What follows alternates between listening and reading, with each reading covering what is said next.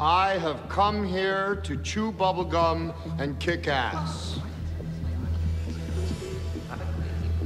And I'm all out of bubblegum. Break it down!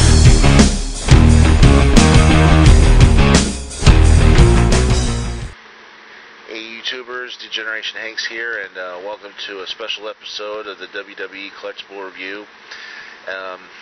It's been about a little over a month since the death of this particular wrestler, and finally got a chance to do a review on the last action, possibly the last action figure that will come out involving him. But of course, that is the WWE Superstar Interests collection of Roddy Piper. This came out earlier this year. Of course, obviously, I would have done a review then, but I think this is a little bit more appropriate time. I kind of can go over much that I know of his career. But first, let's check out the figure. Now, as you see here, he's sporting his classic Hot Rod T-shirt, which was also sold in wrestling events. You can also get it online, obviously. And also, this figure is an exclusive to Walmart. You can only get it at Walmart. So it was pretty cool to find this at store. Of course, at the back, it's interesting too that you get there's this little window here. You get to see the back of the shirt. Obviously, there's no design for the back of the shirt. So, and of course, there's a sort of a artist rendering of a photograph of Roddy in his heyday in the late 80s. The series also includes Daniel Bryan with his Yes shirt, John Cena with his Never Give Up shirt, Triple H with his Evolution t-shirt, of course Roddy Piper, and Randy Orton with his RKO t-shirt. This is basically just seeing the wrestlers in their trademark t-shirts. Now, of course, as you know, Roddy Piper passed away over a month ago in his sleep, sadly enough. He, of course, was still being seen at wrestling events and all. And he'll be, of course, obviously greatly missed by not just the WWE, but wrestling fans all around in general.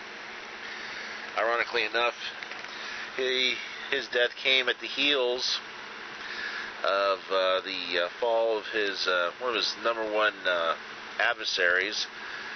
That was Hulk Hogan. Hulk Hogan, of course,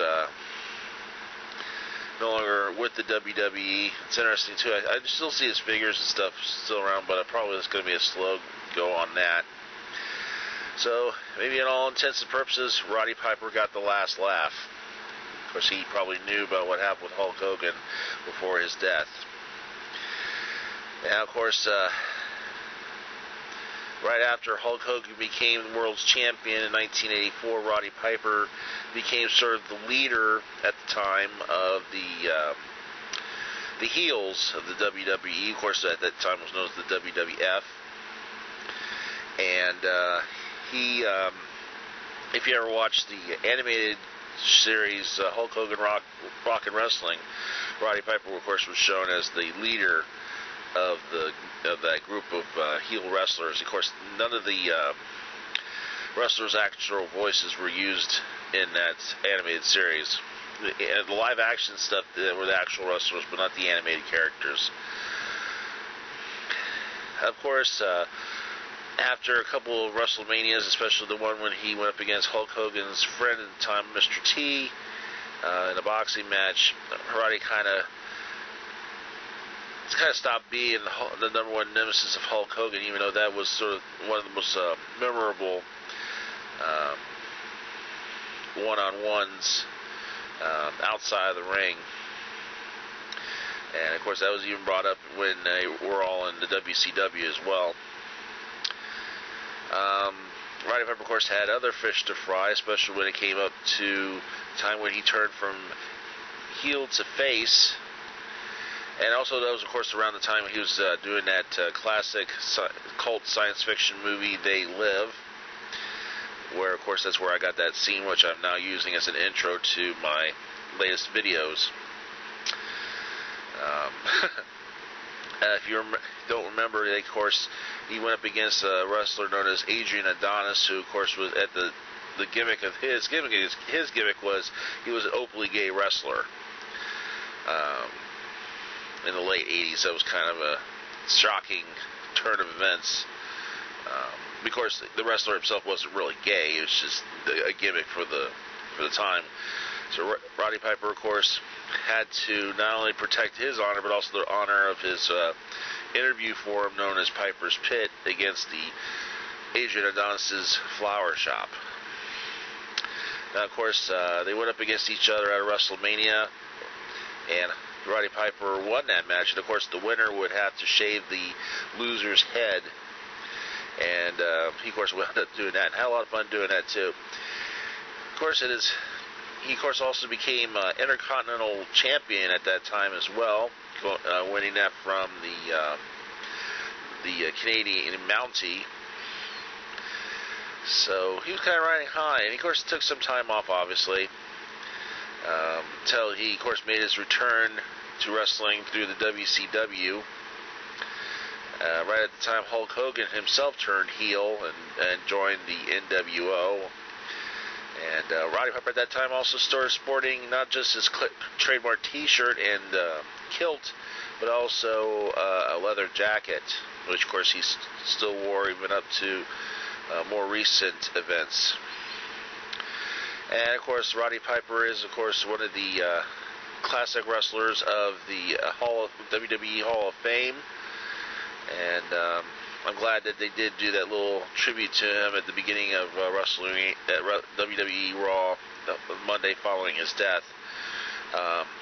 Also, WWE, of course, also released a special magazine tribute dedicated to the career of Roddy Piper. It's, of course, out, and where you can get magazines and books, so try to take a look at that. It's a very thorough showing of his career, a lot of photographs and all. But if you get a chance, go to your local Walmart. If you still pick this up, it's still, of course, coming out with more new wrestlers and stuff. And pick this up. I usually take out my wrestlers and display them, but this particular one, I'm going to keep him in the packaging because I already have a Roddy Piper figure with shorter hair. That was the with the bagpipes and everything. So, but this one I'm going to keep in the package. So it's just basically just Roddy Piper in his T-shirt, blue shorts, and his boots. But that's how I'm going to just have them displayed. I'm going to get my set reset here. And I hope you enjoyed this quick little review / dedication to Roddy Piper. A little bit brief look at his past. And, of course, stay tuned here for more reviews and whatnot here on the Multiverse. See ya. Well, I guess if you're not down with that,